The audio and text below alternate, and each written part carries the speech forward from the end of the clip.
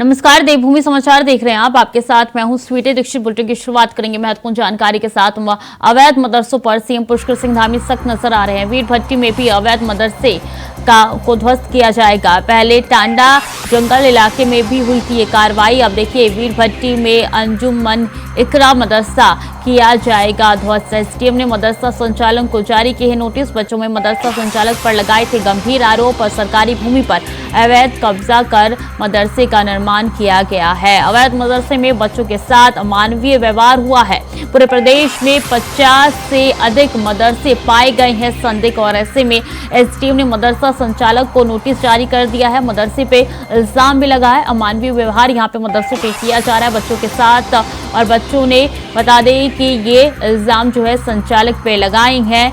गंभीर आरोप, सरकारी भूमि पर अवैध कब्जा कर मदरसे का निर्माण कराया गया है। तो महत्वपूर्ण सूचना आप तक पहुंचा रहे हैं, जहां बता दें कि अवैध मदरसों पर कार्रवाई होते हुए नजर आ रही है। ये जो मदरसा है उसमें अमानवीय व्यवहार करने का आरोप लगा है। पूरे प्रदेश में 50 से अधिक मदरसे पाए गए हैं संदिग्ध। तुषार गुप्ता ज्यादा जानकारी के साथ जुड़ चुके हैं। तुषार, ये पता नहीं ऐसी कितनी मदरसे हैं जहां पे इस तरीके की अवैध क्रिया हो रही है, और ऐसे में इन पे लगाम लगाने की शुरुआत हो चुकी है।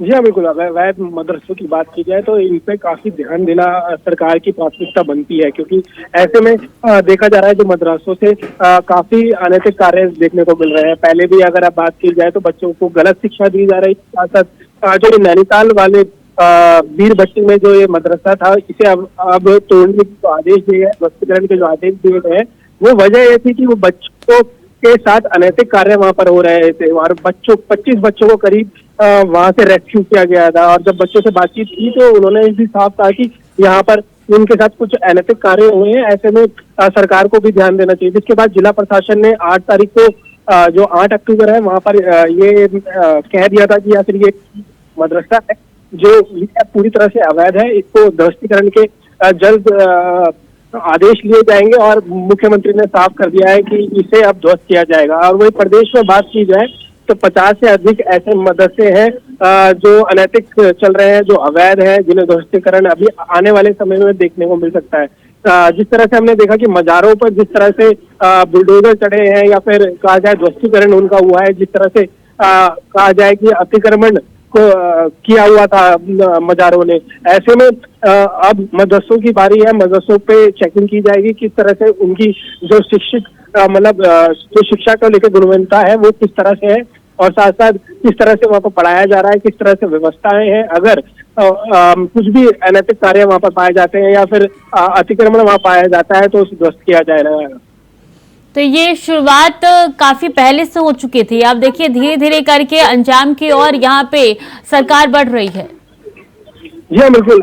अतिक्रमण के खिलाफ बिल्कुल मुख्यमंत्री पुष्कर सिंह धामी सख्त है, और ऐसे में उन्होंने पहले ही ये संकेत दे दिए कि अतिक्रमण के खिलाफ लगातार लड़ाई चलती रहेगी और जो भी अतिक्रमण करेगा उस सख्त कार्रवाई की जाएगी, और उसका जो इंक्रोचमेंट होगा उसे ध्वस्तीकरण किया जाएगा। और ऐसे में जो ये वीरभट्टी नैनीताल में 13 साल पुराना ये मदरसा है, उसे अब ध्वस्तीकरण किया जाएगा, क्योंकि पहले से यहाँ पर अनैतिक कार्य चल रहे थे। ऐसे में जो सरकार है काफी सख्त है। मुख्यमंत्री पुष्कर सिंह धामी ने पूर्व में भी इस मदरसे को लेकर बयान दिया था कि जिसमें उन्होंने कहा था कि इस पर कड़ी कार्रवाई की जाएगी अगर बच्चों पर वहां पर अनैतिक कार्य हुए हैं। ऐसे में सभी को तो लिस्ट में कितने मदरसे निकल के सामने आ रहे हैं तुषार? अभी तक की बात की जाए तो 50 से अधिक ये पूरे मदरसे हैं जो अवैध है। इनका ध्वस्तीकरण किया जा सकता है आने वाले समय पर। फिलहाल उनसे पेपर्स मांगे गए हैं कि उनका अवैध है या फिर वैध है, तो उसकी जांच की जा रही है। और ऐसे में अगर उनके जितने भी मदरसे होंगे अगर वो अवैध कहीं ना कहीं से पाए जाएंगे तो उन पर ध्वस्तीकरण की कार्रवाई होगी, उन्हें बंद कर दिया जाएगा। और जल्द मुख्यमंत्री पुष्कर सिंह धामी इसको लेकर कोई बड़ा निर्देश भी दे सकते हैं। तो ये जो मदरसा है अंजुमन के नाम से जो संचाल हो रहा है, उस मदरसे की कंप्लेंट कितने दिनों पहले से आनी शुरू हो चुकी थी और कितने दिनों बाद ये कार्रवाई हो रही है?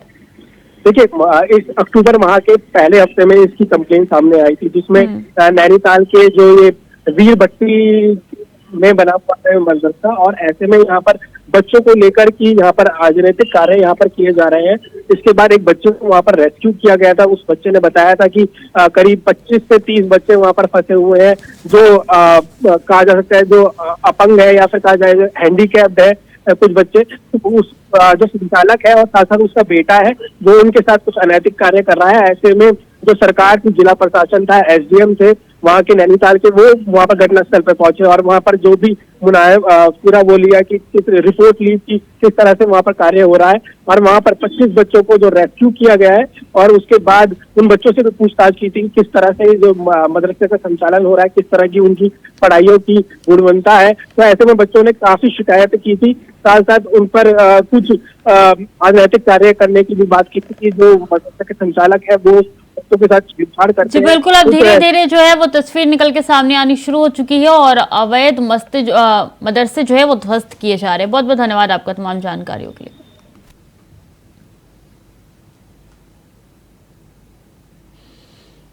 और देहरादून में बोले हैं मुख्यमंत्री पुष्कर सिंह धामी, मोदी सरकार ने महिलाओं को सशक्त बनाया है, महिलाएं समाज का नेतृत्व कर रही हैं और पीएम ने राज्य को 12 लाख रुपए की धनराशि दी है। 3,940 आंगनवाड़ी भवनों के निर्माण की स्वीकृति दी गई है। सुविधाजनक आंगनवाड़ी केंद्र होंगे उपलब्ध, महिलाओं एवं बच्चों के लिए उपलब्ध होंगे आंगनवाड़ी केंद्र। तो पीएम के नेतृत्व में किस तरीके से तमाम जो राज्य हैं वो आगे बढ़ रहे हैं, ये सीएम पुष्कर सिंह धामी ने कहा है। उन्होंने कहा है कि महिलाओं की भागीदारी अच्छी खासी अब समाज में नजर आ रही है। पीएम ने राज्य को 12 लाख रुपए की धनराशि दी है और ऐसे में 3,940 आंगनवाड़ी भवनों के निर्माण की स्वीकृति दी गई है। इसी के साथ यहाँ पे सीएम पुष्कर सिंह धामी ने कहा है कि सुविधाजनक आंगनवाड़ी केंद्र होंगे उपलब्ध। इसी के साथ बता दें कि यहाँ पे महिलाओं की भी खासी भागीदारी नजर आ रही है।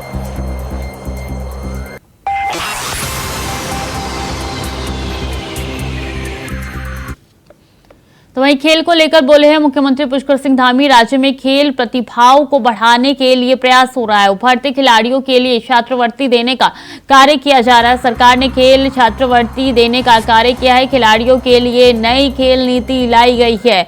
14 से 23 साल के खिलाड़ियों को योजना में किया गया है शामिल। 2,000 रुपए की हर महीने छात्रवृत्ति यहाँ पे दी जा रही है। तो बढ़ते खिलाड़ियों के लिए छात्रवृत्ति देने के लिए सीएम योगी आदित्यनाथ ने कहा है सरकार ने खेल छात्रवृत्ति देने का कार्य किया है और खेलों के क्षेत्र में किस तरीके से युवा आगे बढ़े इसका भी कार्य लगातार किया जा रहा है। तो बता दें खिलाड़ियों के लिए नई खेल नीति लाई गई है।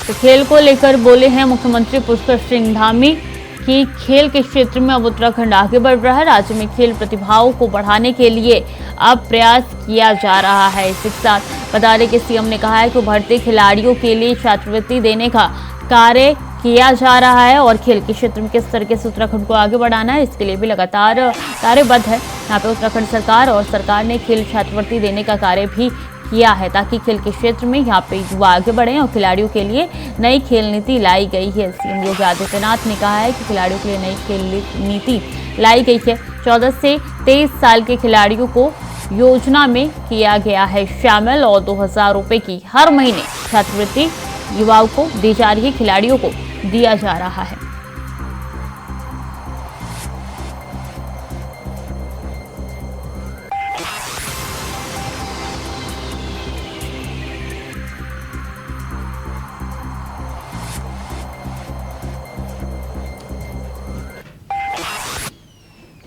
और बता दें सीएम पुष्कर सिंह धामी का आज का कार्यक्रम है सुबह 11:15 बजे नानकमता पहुंचेंगे सीएम धामी। श्री दुर्गा पूजा नानकमत्ता पहुंचेंगे सीएम धामी। श्री दुर्गा पूजा महोत्सव में सीएम धामी होंगे शामिल। 3:15 बजे नैनीताल में पार्टी पदाधिकारियों से करेंगे भेंट। 4 बजे कुमाऊं मंडल के विकास कार्यों को समीक्षा लेंगे और इसी के साथ सीएम धामी नैनीताल क्लब में ही करेंगे रात्रि विश्राम। जी, कार्यक्रम में सीएम धामी का जो आप तक पहुंचा रहे हैं इसकी जानकारी 3:15 बजे नैनीताल में पार्टी पदाधिकारियों से भेंट करेंगे सीएम पुष्कर सिंह धामी। 4 बजे फिर कुमाऊं मंडल के विकास कार्यों की समीक्षा भी लेंगे। इसी के साथ बता दें कि आज जो है सीएम धामी का ये कार्यक्रम है और नैनीताल क्लब में ही रात्रि विश्राम सीएम पुष्कर सिंह धामी सुबह का मुखिया करने वाले हैं। तो ये चरणबद्ध तरीके से उनके कार्यक्रम है जो आप तक पहुंचा रहे हैं सीएम पुष्कर सिंह धामी का आज का ये कार्यक्रम है। तुषार ज्यादा जानकारी के साथ जुड़ चुके हैं। तुषार, आज चरणबद्ध तरीके से सीएम धामी के कितने कार्यक्रम है और क्या कुछ जानकारी? आज सूबे के मुख्यमंत्री पुष्कर सिंह धामी आज कुमाऊं मंडल के पूरे दौरे पर रहेंगे और करीब 11:45 में वो दुर्गा पूजा महोत्सव में प्रतिभाग करेंगे जो उधम सिंह नगर बंगाली कॉलोनी में है और वहां पर पूजा अर्चना करेंगे। क्योंकि आज नवमी है, अंतिम दिन है नवरात्रों का, ऐसे में जो मुख्यमंत्री है उन्होंने कल जिस तरह से पूजा अर्चना करी घर में, उसके बाद आज खुद माँ के दर्शन करने वहां पर बंगाली कॉलोनी पहुंचेंगे और जो दुर्गा पूजा वहां पर महोत्सव चल रहा है वहां पर दर्शन करेंगे और साथ साथ पूजा अर्चना करने को करते हुए दिख सकते हैं। और 3 बजे की बात की जाए तो बहुत बड़ी पार्टी पदाधिकारियों के साथ भेंट करेंगे कि राज्य अतिथि गृह में जो नैनीताल क्लब नैनीताल में है वहां पर बातचीत करेंगे पदाधिकारियों से कि लोकसभा चुनाव और साथ साथ जो नगर निगम के चुनाव आने वाले हैं उसकी कितनी तैयारियां हैं, साथ साथ जो केंद्र और राज्य सरकार की जितनी भी योजनाएं चल रही है उसको किस तरह से जो पार्टी के पदाधिकारी हैं वो जन जन तक पहुंचाने का कार्य कर रहे हैं और साथ साथ किस तरह से जो अपनी ब्लॉक है या फिर कहा जा सकता है जो क्षेत्र है वहां पर किस तरह से प्रचार प्रसार कर रहे हैं पार्टी को लेकर और किस तरह से आने वाले समय में देखा जा सकता है कि चुनावों को लेकर किस तरह से जो मजबूत कैंडिडेट है उनके बारे में भी चर्चा हो सकती है। और उसके बाद 4 बजे की बात की जाए तो कुमाऊं मंडल में गतिमान जितने भी विकास कार्य हैं, जितने भी सड़कों के निर्माण चल रहे हैं उन पर अधिकारियों से वार्ता कर सकते हैं कि किस तरह से जिस तरह से बातें हो रही है, जैसे मानक खंड को लेकर जिस तरह से कार्य चल रहा है और साथ साथ जो सड़कों के निर्माण लगातार बनाए जा रहे हैं और लगातार स्कूल कॉलेज या फिर कहा जाए मेडिकल कॉलेज खोले जा रहे हैं, ऐसे में उनके विकास कार्य कहाँ तक पहुंचे हैं और किस तरह से उनकी रूपरेखा बनाई जा रही है। तो आज कहा जा सकता है कि मुख्यमंत्री पुष्कर सिंह धामी कुमाऊं मंडल के काफी महत्वपूर्ण दौरे में है और उसमें वो पहले माता का आशीर्वाद लेंगे, साथ साथ पदाधिकारियों के साथ बैठक करेंगे और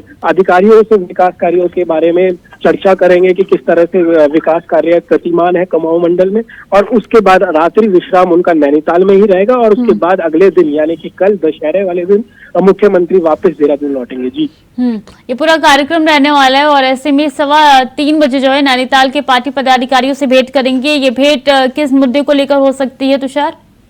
देखिए, लोकसभा चुनाव और साथ साथ निकाय चुनाव जो उत्तराखंड में होने हैं और इसको लेकर बहुत महत्वपूर्ण हो सकता है क्योंकि 5 सीटें हैं, नैनीताल भी जिसमें से महत्वपूर्ण एक सीट है। ऐसे में वहां के पदाधिकारियों से वार्ता हो सकती है कि किस तरह से जो रूपरेखा रहेगी, पार्टी का प्रचार प्रसार रहेगा क्योंकि केंद्र और राज्य सरकार द्वारा निरंतर लाभकारी योजनाएं लोगों तक पहुंचाने का कार्य किया जा रहा है। ऐसे में उन पार्टी का प्रचार प्रसार कैसे चल रहा है, साथ साथ जो पीड़ित लोग हैं उनको मदद कैसे पहुंचाई जा रही है क्योंकि जिस तरह से मानसून में हमने देखा कि किस तरह से आपदा में लोगों को काफी नुकसान हुआ है कुमाऊं क्षेत्र में। ऐसे में जो लोग हैं या फिर जो ब्लॉक स्तर में, क्षेत्र स्तर में जो पदाधिकारी हैं वो किस तरह से कार्य कर रहे हैं, पार्टी का प्रचार प्रसार कर रहे हैं, साथ साथ जो सहायता है आपदा पीड़ितों को वो किस तरह पहुंचा रहे हैं सरकार की मदद से, राज्य सरकार की मदद से, क्योंकि कई राहत कोष भी सरकार ने इस दौरान किए। तो ऐसे में उनको किस तरह से लाभ पहुंच रहा है, साथ साथ पार्टी किस तरह से। ठीक है तुषार, मतलब कई ऐसे कार्यक्रम आज रहने वाले हैं, उसके बाद कल वो नैनीताल से रवाना हो जाएंगे। बहुत बहुत धन्यवाद आपका तमाम जानकारियों के लिए।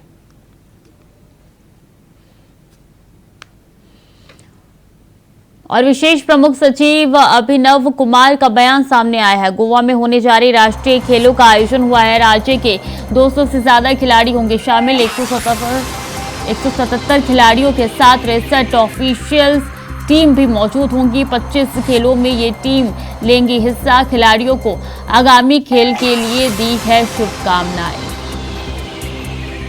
तो राज्य में 200 से ज्यादा खिलाड़ी होंगे शामिल और बता दें कि 177 खिलाड़ियों के साथ 63 ऑफिशियल टीम भी मौजूद रहेंगी। इसी के साथ आगे खेलों के लिए शुभकामनाएं दी गई है। 25 खेलों में ये टीम लेंगे हिस्सा, अभिनव कुमार ने कहा है।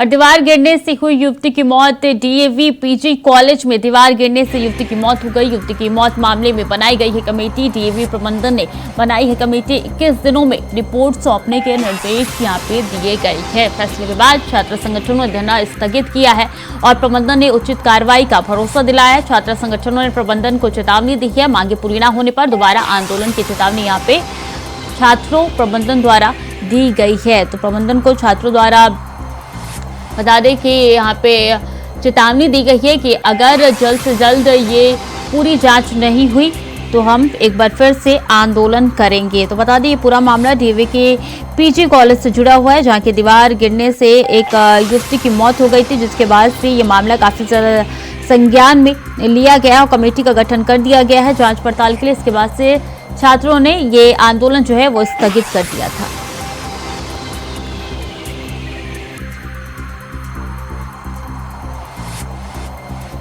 तो छात्र संगठनों ने प्रबंधन को चेतावनी दी है, अगर जल्द से जल्द जांच नहीं हुई तो यहाँ पे और आंदोलन किया जाएगा। एक बार फिर से आंदोलन हो सकता है।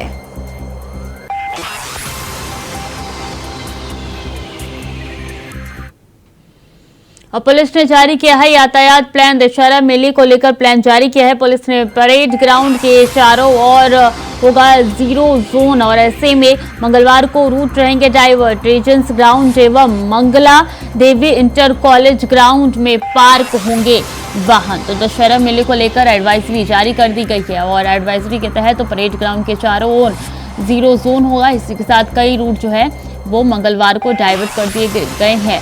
रेजिडेंस ग्राउंड एवं मंगला देवी इंटर कॉलेज ग्राउंड में पार्क होंगे वाहन। तो वाहन के पार्किंग के लिए भी यहाँ पे जगह निर्धारित कर दी गई है। इसी के साथ बता दें कि चूंकि दशहरे में यहाँ पे रावण का दहन होता है, जिसको लेकर भारी संख्या में सुरक्षा के इंतजाम किए जा रहे हैं ताकि भीड़ भाड़ ना हो, लोगों को समस्याओं का सामना ना करना पड़े। इसको भी सुनिश्चित किया जा रहा है और इंतजाम अभी से हो रहे हैं।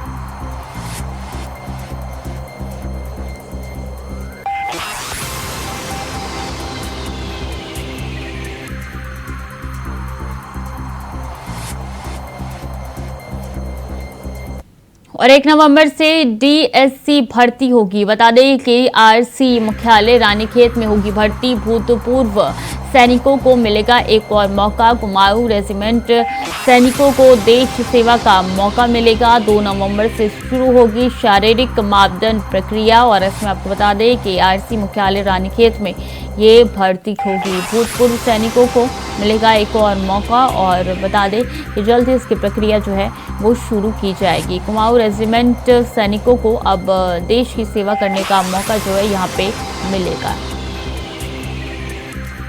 2 नवंबर से इसकी प्रक्रिया शुरू हो जाएगी।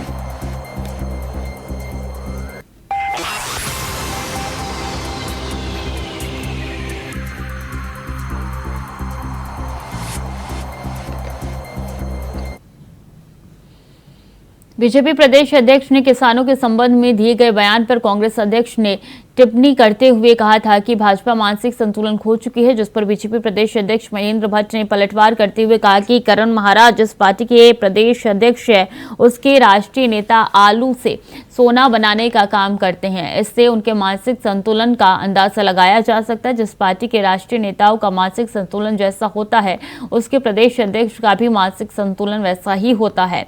इसलिए हम कांग्रेस प्रदेश अध्यक्ष के बयान पर कोई टिप्पणी नहीं करते हैं।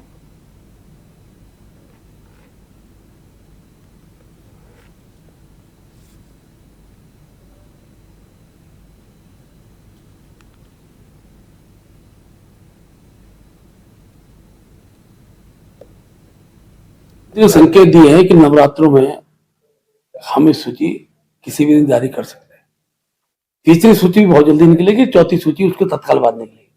तो पहली 4 सूचियां हम प्रथम चरण में निकालेंगे और उसके बाद फिर अगले चरण के दोबारा फिर हमको बैठना पड़ेगा, चर्चा करेंगे। ये सूची 10-10 लोगों की होगी या इसमें कोई संख्या बढ़ नहीं, बढ़ भी सकती घट भी सकती है, लेकिन सूची अभी 4 सूची निकालने का 3 और एक निकल चुकी, 4 सूची निकालने का ऐसा एक प्रकार से मोटा मोटा निर्णय सोचा गया है। तो दीपावली नैनीताल के रामनगर वन प्रभाग में आउटसोर्स कर्मचारियों को वेतन के लाले पड़े हुए हैं। पिछले 9 महीनों से वेतन का भुगतान नहीं होने से गुस्साए वन विभाग के आउटसोर्स कर्मचारियों ने कार्य बहिष्कार कर दिया है। कालाढूंगी रेंज में भी कार्यरत दर्जनों ऐसे कर्मचारी हैं जिन्हें 9 महीनों से वेतन नहीं मिल सका है और ये आउटसोर्स कर्मचारी अपने काम को बंद कर कालाढूंगी रेंज कार्यालय के परिसर में बैठ गए हैं। गुस्साए कर्मचारियों का कहना है कि वेतन नहीं मिल पाने से वो अपने परिवार की जरूरतों को पूरा नहीं कर पा रही हैं। उनका कहना है कि कर्जा लेकर परिवार का खर्चा चलाने को मजबूर है। उन्होंने बार बार आश्वासन तो दिया जा रहा है मगर वेतन नहीं दिया जा रहा है। जब तक उनको वेतन नहीं दिया जाता तब तक कार्य का बहिष्कार जारी रहेगा। आज हम जितने भी हमारे जो आउटसोर्स के भाई हैं, जो भी हम यहाँ पे एकत्र हुए हैं, ये हमारी दिक्कत ये है कि हम विगत 9 महीने से हमको वेतन नहीं मिल पा रहा है। क्या कहते हैं, कई बार हम डिवीजन ऑफिस गए हैं, डेपो साहब के पास भी गए हैं, ऊपर भी हमने बात करी है। हर बार हमको ये आश्वासन दिया गया 20 दिन के अंदर 25 दिन, पूरा जुलाई से लेकर 4 महीने से हमको ये आश्वासन जब भी जाते हैं कि 15 दिन में तुम्हारी सैलरी आ जाएगी, 20 दिन में तुम्हारी सैलरी आ जाएगी। इतने बार कहते आज ये 10 महीने हो गए। तो हमारे पास अब क्या है कि अपने परिवार चलाने के लिए खर्चा नहीं है। हम कहाँ से राशन लाएं, कहाँ से स्कूल की फीस भरें, क्या हम करें। ड्यूटी हम 24 घंटे कर रहे हैं। कई भाइयों के पास ड्यूटी आने तक का पैसा नहीं है। कई किलोमीटर से ड्यूटी आते हैं हम अपने खर्चे से आते हैं। हमको यहाँ से कोई भत्ता नहीं मिलता है। सर मांग यही है कि 9 माह से वेतन नहीं मिला है। काफ़ी टाइम से काम करते हुए आ रहे हैं और सैलरी का कोई अता पता नहीं है। अभी सुनने में ये भी आ रहा है कि छटनी की जा रही है, सब लोगों को हटाया जा रहा है। आज तक काम करते हुए आए और आज छटनी कर रहे हैं। सर इसी का भय बैठा हुआ है कि भविष्य सुरक्षित रहे और हमारा जो वेतन अटका पड़ा है वो हमें वेतन प्राप्त हो। कब तक कार्य बहिष्कार रहेगा ये अनिश्चितकालीन तक है। जब तक हमारी मांगें पूरी नहीं हो पाती हैं तब तक यह अनिश्चितकालीन बैठक ये रहेगी। तो फिलहाल के लिए देवभूमि समाचार में इतना ही। खबरें लगातार जारी है, देखते रहिए इंडिया वॉइस।